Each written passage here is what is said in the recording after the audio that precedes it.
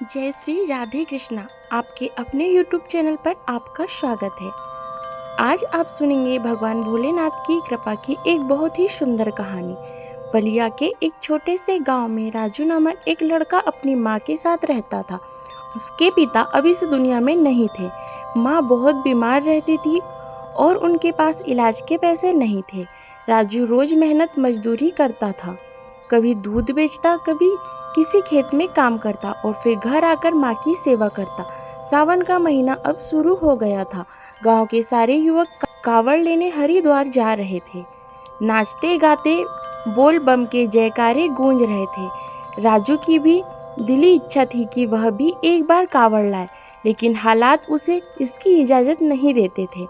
उस रात उसकी माँ ने उससे कहा, राजू, भोलेनाथ से सच्चे मन से जो मांगो वो जरूर देते हैं। तू चाहे तो इस सावन में उनकी भक्ति कर, हो सकता है वो हमारी भी सुन ले। राजू ने माँ की बात को दिल पर ले लिया और राजू कावड़ यात्रा पर निकल पड़ा। राजू ने नंगे पैर बिना चप्पल केवल एक पुरानी धोती और एक सस्ती प्लास्टिक की कावड़ लेकर हरिद्वार की ओर चलना शुरू कर दिया। रास्ते में वो हर शिव भक्त की सेवा करता, किसी को पानी देता, किसी की मदद करता और हमेशा बोल बम बोलता हुआ आगे बढ़ता जा रहा था। कई जगहों पर लोग उसका मजाक भी उड़ा रहे थे। अरे, यह बच्चा क्या कावड़ लाएगा, खुद की देखभाल तो कर नहीं सकता और कावड़ लेने चला। लेकिन राजू सिर्फ मुस्कुराता और आगे बढ़ता रहा। फिर हरिद्वार पहुंचते समय जब वो गंगा जल लेने पहुंचा तो उसकी आंखों में आंसू थे। वो शिवलिंग के सामने बैठ गया और बोला, हे भोलेनाथ, मैं आपके पास कुछ मांगने नहीं आया, बस माँ की बीमारी मेरे से देखी नहीं जाती, इसलिए मैं यहाँ आया हूँ। अगर आपको लगे कि मेरी भक्ति सच्ची है तो बस मेरी माँ को ठीक कर देना।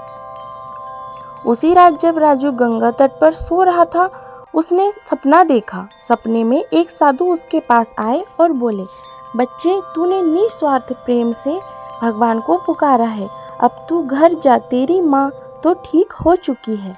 राजू की आंख खुल गई। उसने इसे सपना मानकर अनदेखा कर दिया, लेकिन अब उसके मन में एक अजीब सी शांति थी। अब राजू जैसे तैसे वापस गांव लौट गया। जैसे ही वो घर पहुंचा तो वो हैरान रह गया।